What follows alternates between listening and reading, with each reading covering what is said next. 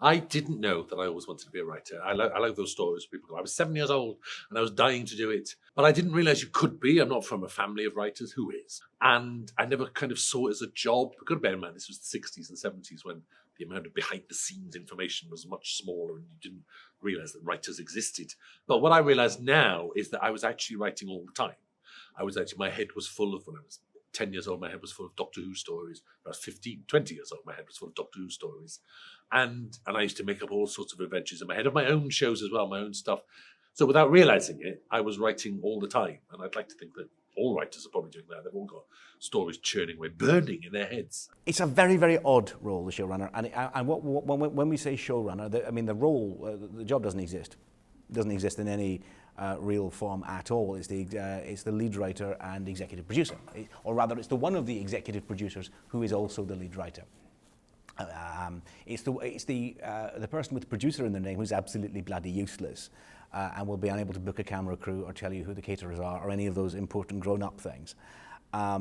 Your job really is, more than anything, you've got to write a lot of scripts, you've got to rewrite a lot of other people's scripts, you've got to help other writers, you've got to go to a lot of meetings and all that stuff. But really what you're there to do is to say in different ways every single day, just send out a consistent message. This is the show we're trying to make. It's like this. And it's a very long, complicated sentence that you never stop uttering. You're just saying, we're trying to make this. It's not like that, it's like this. It's like that scene from that film, but it's not like that scene from this film. It's like you're just signaling away, we're trying to make this. That's what you're for. You're not there for your ability in meetings or recruitment. You're not there for your managerial ability. You're there to be the person who sort of sings the note. This is the note we're trying to hit. I say that as the worst singer in the world, so God knows what that would actually be like. I think I nailed something really well when I wrote Blink for Doctor Who. I think I was really proud of that. I mean, I didn't know immediately that it was a great episode. I remember Judy Garner telling me, that's your best one, and I said, it can't be, the Doctor's not in it. But over time I've realised that was an important moment. And A Scandal in Belgravia for Sherlock, I was extremely proud of.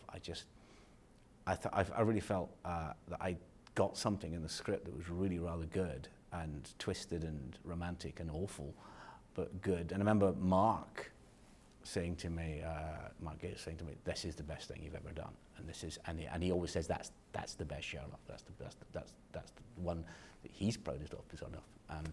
So I'll say A Scandal in Belgravia and Blink, and I will offer you this piece of ridiculous trivia. They're both shot in the same house.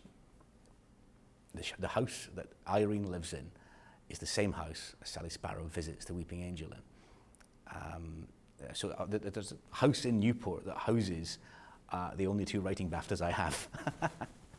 So there you go. I suppose any advice I'd give a young writer or an emerging writer is keep going. You know, absolutely persist, because if you're good enough and if you listen to feedback that you're getting and watch and read everything you can and be a delightful presence in the room and great to work with.